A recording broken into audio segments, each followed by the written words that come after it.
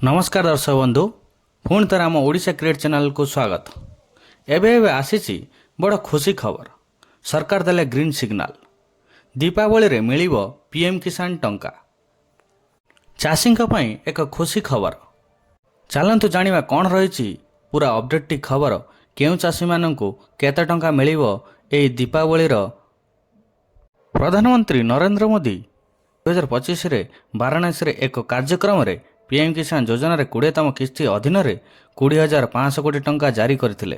प्रत्येक योग्य चाषी अकाउंट को सीधासलख 2,000 टंका जमा होइतिला। एही आर्थिक सहायता चाषी मानकु बहुत आश्वस्त प्रदान करि चलिछि।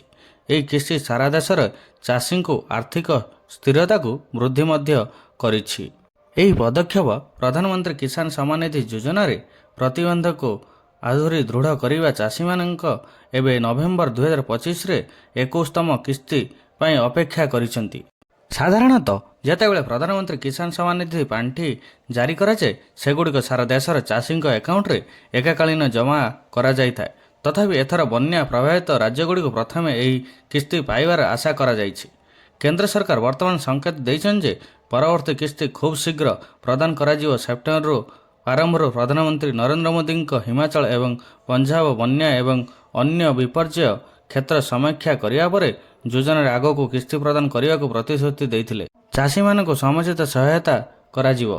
गत सप्ताह कृषि मंत्री शिवराज सिंह चौहान जम्मू बन्या प्रभावित अंचल परिदर्शन करिया परे योजनार किस्ती तुरंत प्रदान करने को प्रतिश्रुति देते।